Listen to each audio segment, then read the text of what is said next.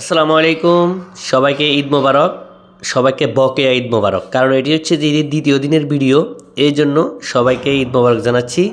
কারণ এই ভিডিওটা আগে দিই না এটার কারণে, কারণ সবাই দেখার মতো সময় হবে না, কারণ সবাই ঘোরাঘুরিতে খাওয়া দাওয়া বা বেড়ানোর জন্য ব্যস্ত থাকেন। এই জন্য আজকে ভিডিওটি দিয়েছি। এটি ঈদের দ্বিতীয় দিনের।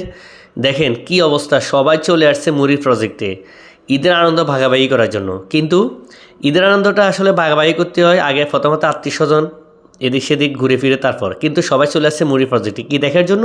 নদী, ব্রিজ, তারপর হচ্ছে যে বায়ু বিদ্যুতের খাম্বাগুন, তারপর হচ্ছে যে পানি, টলারে চড়বো, ফুচকা খাইবো আর হাঁটাহাঁটি করবে, সিএনজির দলবলতো ভাবে চলবে, এটাই। কিন্তু না, এই মুড়ির প্রজেক্টে দেখার জন্য অনেক কিছু আছে। আসে বায়ু বিদ্যুৎ কর্মকস, তারপর আছে যে ব্রিজ, সুন্দর নদী, চারপাশে সুন্দর সবুজ শ্যামল মনোরম পরিবেশ আছে। এখানে বসার মতো অনেক সুন্দর স্পেস আছে। এখানে চিরামুড়ি, দই এবং ফুচকা হাউস, সুন্দর জায়গা ঘোরানোর জন্য, বসার জন্য, ছায়ার নিচে এখানে আছে পানি উন্নয়ন বোর্ডের সুন্দর একটি কার্যালয়।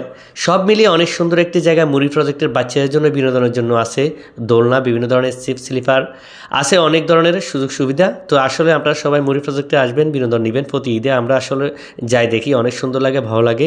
ঈদ আনন্দ আসলে বাড়াবাড়ি করার জন্য এটাই সবচেয়ে একটি সুন্দর জায়গা। সবাইকে আবারও ধন্যবাদ। আল্লাহ হাফিজ।